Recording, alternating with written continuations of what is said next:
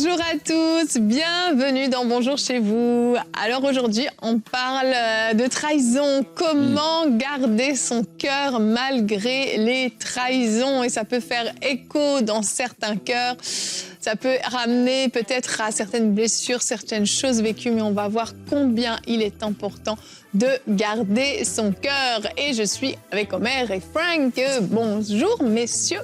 Bonjour. J'avais envie de dire bonsoir. Ah, tu promets de pas te trahir. C'est un début d'émission qui est exceptionnel.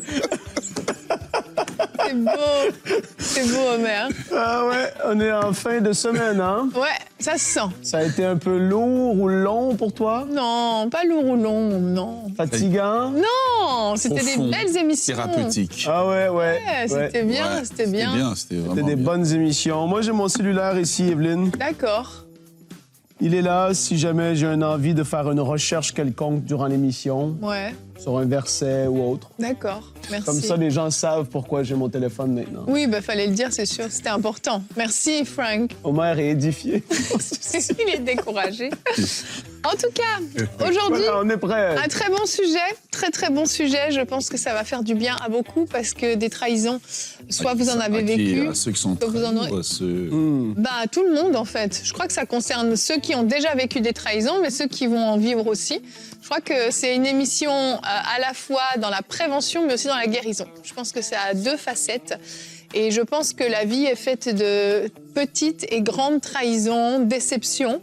Et c'est inévitable tant qu'on est avec des humains imparfaits. Et je pense qu'il vaut mieux savoir comment garder son cœur pour mieux vivre la vie qu'on a à vivre, en fait. Voilà, c'était ma merveilleuse intro. Donc, on va commencer avec Omer dans la pensée du jour.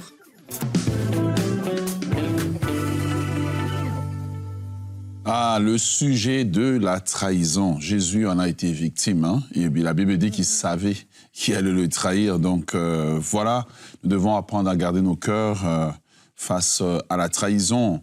Le psalmiste David en fait aussi les frais. Psaume 55, le verset 12 à 13, il dit « Ce n'est pas un ennemi qui m'outrage, je le supporterai. Ce n'est pas mon adversaire qui s'élève contre moi, je me cacherai de lui. C'est toi que j'estimais mon égal, toi mon confident et mon ami. » La trahison fait mal au plus la personne est proche, au plus la personne est un confident, parce qu'on était attaché à la personne, on a partagé des secrets, on a ri ensemble. Et puis tout à coup, c'est comme si le ciel s'abat sur nous. Jésus mangeait avec Judas. Il riait peut-être avec lui autour de la table. Mais quelque part, quelques heures plus tard, Judas allait le trahir. C'est aussi froid que ça que la trahison arrive. Et parfois, on ne veut pas voir les choses pour ce qu'elles sont et accepter que cette personne qui était proche de moi l'a fait, mais ça arrive. Ce que nous devons comprendre, c'est que la trahison peut arriver parce que les êtres humains sont faillibles. Ils sont influencés par différentes choses. Ils sont influencés parfois, et parfois, lorsqu'ils ont trahi, c'est même une maladresse, et la chose a été faite, mais on ne pensait pas que ça allait tourner comme ça. Bref, c'est la trahison qui est arrivée.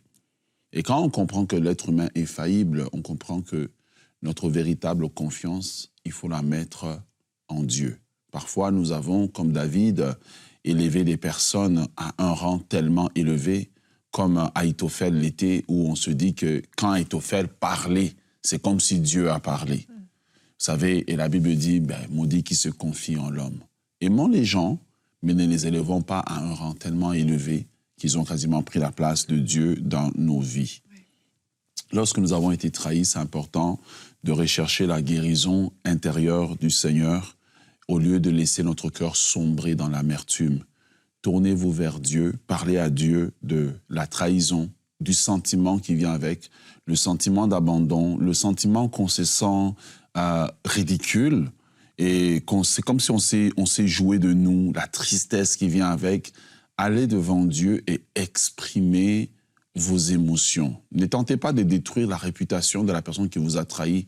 De toute façon, elle vous a déjà trahi, mais allez vers Dieu, tournez-vous vers lui, épanchez votre cœur. Dites-lui comment ça fait mal et demandez-lui de vous guérir. Troisième des choses, comprendre maintenant pourquoi c'est arrivé et comment c'est arrivé pour que ce genre de choses-là ne se répète plus. Parfois, on est des personnes on est comme un livre ouvert, on dit tout. Tous nos secrets sont dehors. Peut-être qu'il va falloir pour nous déterminer aussi, ajuster notre comportement pour que certaines des choses n'arrivent pas, savoir qu'est-ce que je dis à qui, comment je le dis. Donc, on doit aussi, au travers de cela, grandir en tant que personne et atteindre justement un niveau de sagesse qui nous permet de savoir quoi faire. Et comprendre que ce que la personne a fait, c'est elle qui l'a fait, mais cela ne doit pas nous définir. Alors, j'aimerais vraiment vous encourager aujourd'hui. Et finalement, le psalmiste le dit plusieurs fois, votre destinée n'est pas dans la main de celui qui vous a trahi, c'est entre les mains de Dieu. Joseph a été trahi par ses frères, mais il leur dira à la fin, ce que vous aviez prévu, le mal que vous aviez prévu de faire contre moi, l'Éternel l'a changé en bien. Je prie que votre cœur soit guéri, que vous soyez restaurés, que vous soyez encouragés. Surtout, que vous puissiez cesser de pleurer, vous relever et vivre. Ne laissez pas l'amertume dominer votre cœur. Amen. Merci, Omer. Ben oui, comme on l'a vu, même les plus grands ont été trahis jusqu'à Jésus lui-même. Et sachant lui-même qu'il allait être trahi, a accepté en fait de se laisser trahir. Et je crois que si on n'est pas conscient des trahisons qui peuvent arriver sur notre chemin, on ne va pas se préparer à ça. Et c'est là où ça devient dangereux, c'est que quand la trahison arrive, on va être dans la réaction immédiatement et on ne va pas avoir préparé d'avance notre réaction. Ce que je veux dire par là, c'est que la trahison va faire mal. La trahison va amener donc de la tristesse, parfois de la colère, de l'injustice, de l'incompréhension. Ce sont des sentiments très très forts et on en a parlé d'ailleurs en début de semaine. Et donc tout ça peut faire sortir le pire de nous, entre guillemets. Et si on n'est pas préparé à ça, on va peut-être maudire la personne, on va la juger, on va l'accuser, on va vouloir, comme tu disais, la calomnier, se faire vengeance, se faire justice. Alors qu'en fait, si on est préparé, on va être capable de prendre sur nous, en fait, et de supporter cette trahison qui est une injustice complète, mais on va être capable d'avoir la bonne attitude pour que, premièrement, ça nous fasse le moins de mal possible. Le fait de garder son cœur, c'est premièrement pour nous-mêmes. Bien sûr, ça va être après pour l'autre et pour même ceux qui nous entourent, qui peuvent être tellement pollués par après notre façon de parler de la situation, de rabâcher, de critiquer, de juger et parfois même de déformer ce qu'on a vécu. Mais premièrement pour nous-mêmes, en fait, le fait de garder nos cœurs. Et personnellement, moi, j'ai dû faire le choix. Je me souviens à un moment donné dans ma vie m'être dit, je ne serai pas une vieille femme aigrie quand je serai plus âgée. Oh. Ça te fait rire, faut que je suis... Evelyne nous confie une décision qu'elle a prise. C'est ça, mais vraiment... Pas devenir une vieille dame aigrie. Je ne voulais pas être ce genre de personne parce que j'ai rencontré dans ma vie des personnes d'un certain âge et il y avait tellement d'amertume. Tu voyais que la vie avait été dure avec elles. C'est pas qu'elles avaient rien vécu, que c'était pas justifié, mais il y avait tellement d'amertume qu'on était privé de tout ce qu'elle avait de bon à donner. Et je me suis vraiment dit, je veux pas être ce genre de femme, moi. Et particulièrement, en étant à la tête d'une église, on le sait, il y a des gens qui vont nous décevoir, des gens... Mais oui, Omer. Je savais pas. T'étais pas au courant, je sais, tu l'as jamais vécu. Des sentiments, on peut se sentir abandonné, on peut se sentir trahi, on peut avoir un sentiment profond d'injustice, d'avoir été jugé, d'avoir été critiqué. C'est toutes des choses qui peuvent nous affecter beaucoup. Et je crois vraiment que ça paraît bête, mais de dire, Seigneur, je veux garder mon cœur. Le garder, ça veut dire quoi ? Je le dis parce que peut-être c'est pas évident pour tout le monde, mais c'est protéger. C'est comme quand on a quelque chose de précieux. Vous voyez, si je veux envoyer un colis à la poste, un beau vase précieux, je vais pas le mettre dans une enveloppe et puis le passer il va arriver en miettes. Je vais l'emballer, je vais faire en sorte que tous les coins, je vais anticiper tout ce qui peut arriver et qui peut le briser pour que ça n'arrive pas et qu'il arrive entier. En fait, c'est la même chose. Garder son cœur, c'est protéger son cœur. C'est se dire, il y a des choses que je ne laisserai pas rentrer. Je ne sombrerai pas dans la critique, dans la vengeance, je ne sombrerai pas dans l'amertume, dans l'offense. Je me mets une limite, en fait. Même au niveau de mes pensées, quand je vais vivre une trahison, je vais mettre une limite de dire je ne franchirai pas cette limite. Je ne me laisserai pas affecter à ce point-là, au point où je me fais voler ma paix, mon sommeil, où je suis tourmentée. Non, je ne ferai pas ça. Je me mets cette limite et je pense que c'est vraiment ça, garder son cœur, c'est être capable de dire je n'irai pas plus loin. J'assume une partie de ce que je ressens, mais je me mets une limite pour pas sombrer, en fait. Parce qu'après, ça va trop loin. Et Dieu a besoin que, lorsque nous vivons des choses comme ça, que nous puissions exprimer nos émotions. Bien sûr. Mais les exprimer beaucoup plus à lui. Et surtout d'apprendre. Parce qu'il y a des gens qui sont des éternels trahis, en fait. Quand la même chose arrive et arrive et arrive, peut-être le problème n'est pas dans le camp en face. Peut-être le problème est dans notre camp. Et souvent, on ne veut pas regarder aussi dans notre camp à nous, c'est que nous avons peut-être laissé comme porte ouverte, ou bien que parfois, Dieu nous a montré les signes avant-coureurs, on n'a pas voulu les voir. Peut-être on était dépendant affectif. Voilà, peut-être qu'on aimait la façon dont ces personnes-là, je ne sais pas, nous admiraient, nous traitaient. Ou peut-être aussi qu'on a vu cette personne-là trahir quelqu'un. Et on ne s'est pas dit, mais s'il est prêt à le faire à lui, peut-être qu'il peut le faire aussi à moi. Exact. Mais quand il faisait à quelqu'un d'autre, tu étais content. Mais maintenant, c'est ton tour. Donc je crois qu'il faut vraiment qu'on soit mature d'apprendre. Il faut apprendre, il faut observer, il faut apprendre. Et voilà, et par là, Dieu va opérer une réparation dans notre cœur. Mais il faut tenir compte que les gens l'ont vécu. Et tant que le monde sera monde, que le soleil se lèvera, il va arriver des situations où, oui, effectivement, on va être trahi. Ouais. Quand il y a la trahison, ça ouvre la porte au non-pardon et à l'amertume. Et ça va être majeur. Et là, j'ai utilisé mon téléphone, Evelyne. Tout à l'heure, tu parlais, je suis allé chercher un verset. Parce que je me suis dit, quand j'écoutais Omer, c'est tellement... Quand tu y penses, Jésus, comment il a été trahi. Même par rapport à Judas, il lui a dit, ce que tu as à faire, fais-le, et fais-le promptement, fais-le rapidement. Tu vois, Judas, à ce moment-là, il y a des choses, je pense, il y a des choses qui devaient arriver, mais tu te dis, il aurait pu, à ce moment-là, dire, non, tu vois, changer de direction ou s'arrêter. Et j'ai envie de parler à quelqu'un alors qu'on parlait. Si tu t'apprêtes à faire quelque chose et tu le sais que dans ton cœur, aujourd'hui, tu ne devrais pas faire cette chose, ou tu le fais par colère, par animosité, tu es animé d'un esprit qui n'est pas l'esprit de Dieu, et tu t'apprêtes toi-même à trahir quelqu'un, et tu essaies de le déguiser d'une certaine façon. Aujourd'hui, il n'est pas trop tard pour dire non, je ne vais pas prendre ce chemin. Je ne vais pas prendre cette route parce que je réalise à quel point ce que je fais, je vais le faire tellement pour les mauvaises raisons. Parfois, ça va être la vengeance et c'est terrible. Ouais. Il ne faut pas embarquer dans ce jeu parce qu'il va y avoir des conséquences plus graves qu'on peut l'imaginer lorsque les gens font de telles actions.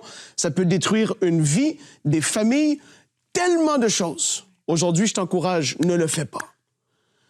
Et pour ceux qui regardent, et tu vois là, c'est dans des émissions comme celle-ci, je veux tellement pas, tu vois, que paraître comme un donneur de leçons ou de ci ou ça, ou comme si c'est facile et que rien n'est compliqué. Non, parce que, comme tu l'as dit, Evelyne, Omer, on a tous vécu des choses à certains niveaux, mais quand tu regardes à Jésus, et là, c'est pour ça que je dis, je ne suis pas donneur de leçons, je fais juste regarder à lui, ce que lui, il a vécu et comment il a réagi. Hébreux 12, le verset 1. Nous donc, puisque nous sommes environnés d'une si grande nuée de témoins, rejetons tout fardeau et le péché qui nous enveloppe si facilement et courons avec persévérance la carrière ou la course qui nous est ouverte ou réservée. Et là, je parle à toi qui as vécu une trahison et tu as gardé ça et c'est comme de l'amertume ou un poison qui est en toi et ça te pousse à des envies de vengeance, de colère, de haine vis-à-vis de la personne qui te trahit. Aujourd'hui, je veux t'encourager à être plus grand que ça. Et là, regarde qu'est-ce que Jésus a fait. Il a dit, ayant les regards sur Jésus, il encourage nous d'avoir les regards sur Jésus, le chef et le consommateur de la foi, qui, en vue de la joie qui lui était réservée, a souffert la croix, méprisé la honte, l'ignominie, et s'est assis à la droite du trône de Dieu. Considérant en effet celui qui a supporté contre sa personne, en parlant de Jésus, une telle opposition de la part des pécheurs, afin que vous ne vous lassiez point l'âme découragée. Aujourd'hui, je veux t'encourager à relâcher et à avoir en perspective même l'éternité. Là, je vais très loin. Mais aujourd'hui, tu as peut-être 40 ans, 30 ans, 50 ans. Imagine même dans l'éternité à venir le fait de vivre toute ta vie avec cette haine. Aujourd'hui, je veux t'encourager à le relâcher et à dire, je vais avoir comme perspective. Premièrement, ce que Dieu me demande de faire en tant qu'enfant de Dieu, c'est de pardonner et de relâcher et de ne pas garder. Et deuxièmement, dis-toi qu'un jour, on va tous être devant lui. Je m'inclus là-dedans. On est tous devant lui un jour. Et on va rendre des comptes. Même, on a été trahis. Tu as été la victime. mais tu as gardé en toi le poison que cela a créé, et ça, c'est le piège du diable, et il veut qu'on tombe là-dedans. Exactement. Aujourd'hui, relâche ça. Comme Jésus, il a eu les yeux fixés sur la joie qui lui était réservée. Garde tes yeux sur Jésus. Il a vécu pire que nous tous. Et il a su garder son cœur. Et il nous appelle à faire de même. Amen. Amen. Et notre verset du jour va dans la direction que tu partages, Frank, Lévitique 19 au verset 18. « Tu ne te vengeras pas et tu ne garderas pas de rancune contre les membres de ton peuple. Tu aimeras ton prochain comme toi-même, je suis l'Éternel. » J'aime le fait qu'il mentionne contre les membres de ton peuple parce que des fois, c'est entre chrétiens qu'on se fait du mal, qu'on se pique et qu'on se trahit. C'est pas toujours les gens de l'extérieur. Ah non, 100%. C'est très souvent de l'intérieur. Et même de la famille. Exactement, comme disait Omer, des gens proches. Et si on regarde même le verset qui précède, le verset 17, « Tu ne détesteras pas ton frère dans ton cœur, mais tu veilleras à reprendre ton prochain. Ainsi, tu ne te chargeras pas d'un péché à cause de lui. » J'aime ce qui est dit dans ce verset. On peut être trahi, mais on a le droit aussi d'aller voir la personne puis de lui dire « tu m'as fait du mal, tu m'as fait de la peine ». Des fois, on ne se permet pas ça. On a vécu quelque chose d'extrêmement fort et on est offensé, on a mal et on commence à ruminer des pensées. À aucun moment, on va voir la personne pour lui dire « tu m'as fait de la peine ». Ce que tu as fait, ça m'a fait du mal. Et de simplement oser le dire, de donner l'opportunité à l'autre de vous demander pardon, parce que les gens ne sont pas tous mauvais. Parfois, il y a des trahisons qui sont faites à cause de maladresse, accidentelles, exactement. Faut arrêter de prendre les choses trop personnellement. Des fois, vraiment, il y a un vrai problème chez les chrétiens, c'est qu'on croit que tout le monde est parfaitement conscient que tout ce qu'il dit, tout ce qu'il fait a un impact sur votre vie. C'est pas toujours le cas. Des fois, tout ne tourne pas autour de vous. Je suis désolée si je suis un peu dure, mais dans certains cas, les gens prennent les choses tellement personnellement. Allez voir cette personne. Vous avez été blessé, allez la voir. Dites-lui, en fait, tu vois, quand tu dis ça, tu me blesses, ça m'a fait mal.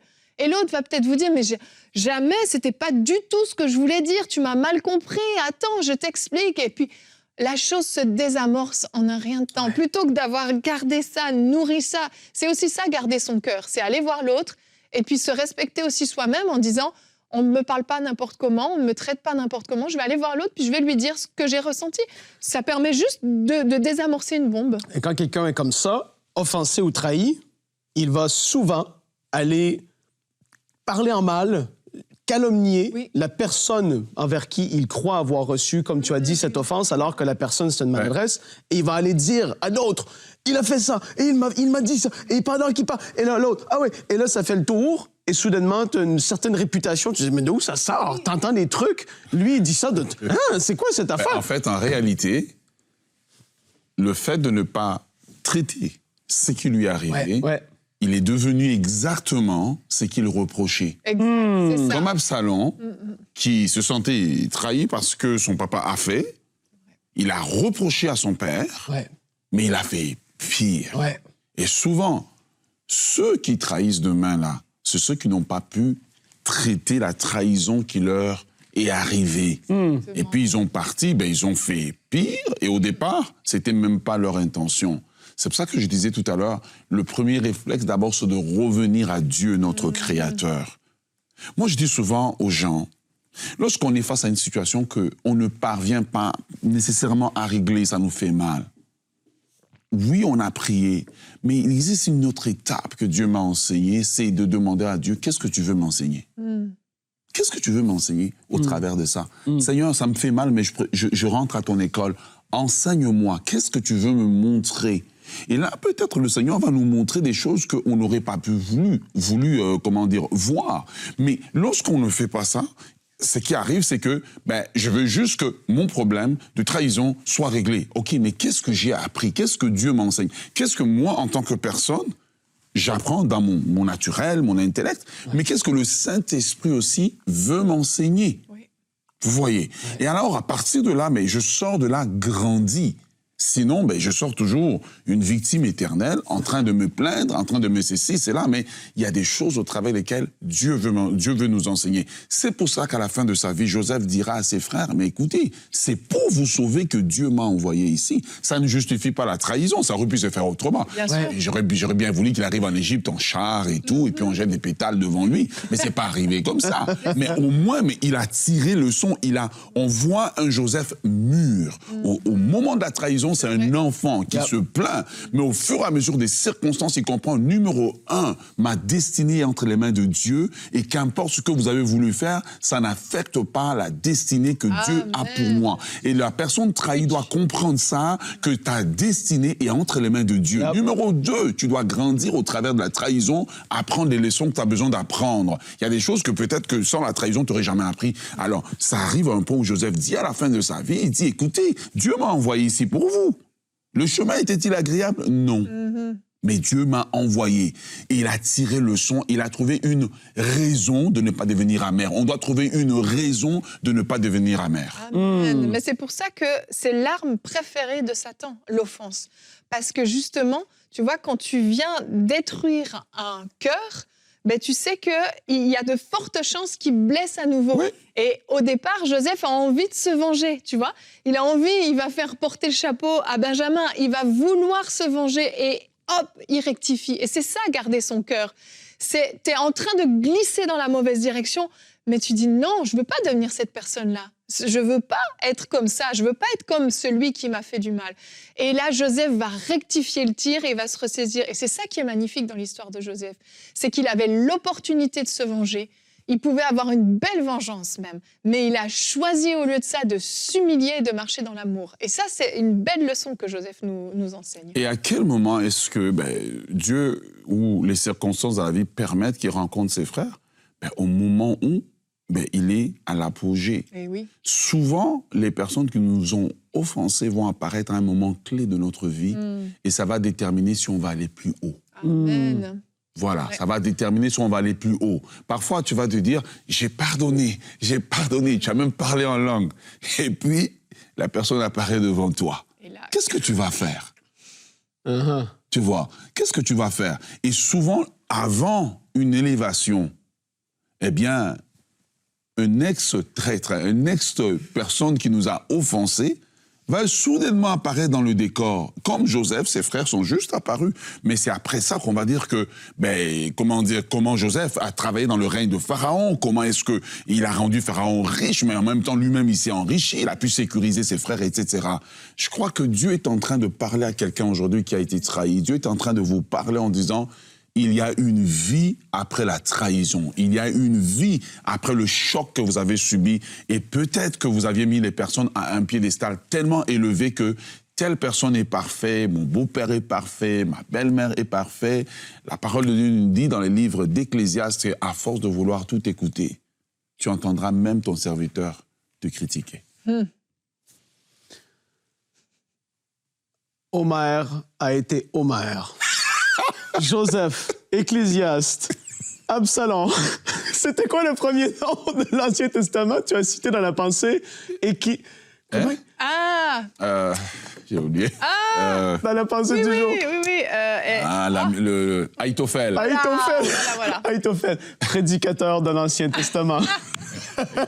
C'est excellent. C'est trop fort. Je pense que très fort. Je pense voilà, étant donné qu'on est sous la grâce, on prêche beaucoup de l'apôtre Paul, etc. Non, mais il y a des trésors du savoir-vivre 100%. Dans l'Ancien Testament. Tout à fait. Et Absalom était un cas de quelqu'un, mais écoutez, Absalom n'a jamais pensé qu'il allait finir comme ça. 100%. Mais voilà. Vraiment. Et je veux encourager ceux, parce que là, on parle des trahisons personnelles, mais il y en a qui vont avoir des sentiments. Moi, j'ai connu des gens, j'ai entendu des histoires des gens qui se sont tellement sentis trahis par leur gouvernement, par la religion à laquelle ils appartiennent, tu vois, ou appartenaient, parce qu'il y a eu des choses qui ont été mises à la lumière, et ils sont devenus tellement dans la colère et la haine vis-à-vis de ces personnes-là. Il y a des choses qu'on ne peut pas contrôler. Et je veux te rappeler que Dieu va être le juste juge et que la justice va être faite tôt ou tard sur cette terre ou dans l'éternité à venir. Et on ne voudra pas être du côté de certaines de ces personnes qui auront fait des choses tellement abominables. Mais Dieu, tôt ou tard, il aura le dernier mot. C'est lui qui va juger justement. Et il y en a qui vont être jugés très sévèrement et que le Seigneur nous garde, chacun de nous, afin qu'on marche dans la crainte du Seigneur. Et d'ailleurs, le fait de marcher dans la crainte du Seigneur va faire en sorte que tu vas vouloir garder ton cœur tellement plus. Tu voudras pas être dans le non-pardon parce que tu as la crainte de l'Éternel qui est en toi. Tu réfléchis au fait que vis-à-vis de lui, tu es un à un face à lui et tu auras des comptes à rendre. Et je prie que la crainte de l'Éternel soit notre partage et qu'on garde notre cœur plus que toute autre chose parce que c'est ce que Jésus a dit, parce que de lui viennent les sources de la vie. Amen. Et c'est tellement important parce que là où est-ce qu'il va y avoir ton cœur, ton trésor va être là aussi. Que ton cœur soit attaché aux choses spirituelles, éternelles, qui ont de la valeur et non pas aux choses charnelles terre à terre. Parce que tu vas vite déraper et te tromper de route. Oui. Il y a une chose que je vais répéter, je crois que Frank l'a dit, je pense que ça fait la 3e fois qu'il le dit. Je voudrais qu'on soit tous réalistes. Parfois, on va être trahi et pendant toute notre vie, on ne verra jamais, en fait, peut-être une justice de Dieu comme on l'espère le voir.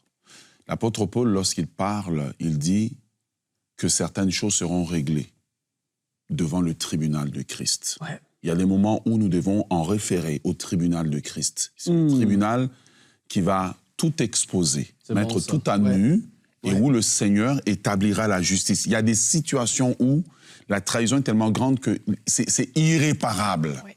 Mais ayez l'assurance qu'un jour devant Dieu, la chose sera réparée et le Seigneur pourra faire justice. Soyez consolés par ces paroles, parce que parfois, les actions qui ont été posées, même si on vous donnerait tout l'argent du monde, ne peuvent pas réparer les dommages qui ont été causés. Ouais. Mais Dieu, le juste juge, quand nous nous tiendrons devant lui ces jours-là, rendra à chacun selon ses œuvres. Ouais. Et dans la même lignée, pour terminer, je l'ai déjà dit une fois sur ce plateau, mais on sera seul à seul devant Dieu aussi. Ouais. Et la façon dont nous-mêmes, on aura réagi à la trahison 100%. va être exposée aussi. Et c'est aussi ça, garder son cœur, c'est d'avoir su garder la bonne attitude dans la trahison. Parce que devant Dieu, quand Dieu nous dira « Pourquoi tu as fait ça ?», vous ne pourrez pas dire « Non, mais c'est à cause de lui, tu vois ce qu'il m'a fait, alors il méritait ça ». Non, ça ne fonctionne pas comme ça. Et oui, il y a la justice de Dieu, et la justice de Dieu, elle est parfaite. Donc si nous-mêmes, on s'est compromis à cause d'une trahison et on s'est autorisé à blesser, à calomnier, à se venger, eh bien nous-mêmes, on devra rendre des comptes de ces choses-là. Donc c'est une double peine pour nous. On aura été trahis, mais en plus, on aura la peine de ce qu'on a fait de mauvais à cause de ça. Donc s'il vous plaît, vraiment, gardons nos cœurs toujours. Soyons prêts à nous prendre des coups. Ça fait partie de la vie, ça va arriver. C'est injuste, ça fait mal, c'est douloureux. Mais gardons nos cœurs pour qu'on n'ait pas à rougir une fois devant Dieu. Alléluia. Paul a dit, j'ai couru ma course, j'ai achevé ma course. La couronne de justice m'est réservée. Il a été trahi, il a été abandonné, il a été lapidé par des gens qui étaient contre lui, par d'autres dans le ministère. Mais il a dit, j'ai achevé ma course. Exact. Et que ce soit notre partage à tous, la couronne de justice nous est réservée. Et surtout, dormez en paix la nuit en sachant qu'un jour, le Seigneur réglera toutes choses. Amen. Sur ces merveilleuses paroles, on vous souhaite de passer un très bon week-end. Et si vous avez sondé votre cœur, vous avez vu des choses qui n'étaient pas réglées, vous avez un merveilleux Père céleste au ciel. Confiez-vous en lui, repentez-vous, relâchez le pardon et vraiment que vous puissiez, oui, dormir en paix. Peut-être pour la première fois depuis les 10 dernières années, mais que vous ayez vraiment cette paix parfaite qui vous remplit. C'est vraiment ce qu'on déclare sur vos vies. Soyez bénis. On se retrouve lundi pour de nouvelles émissions de Bonjour chez vous.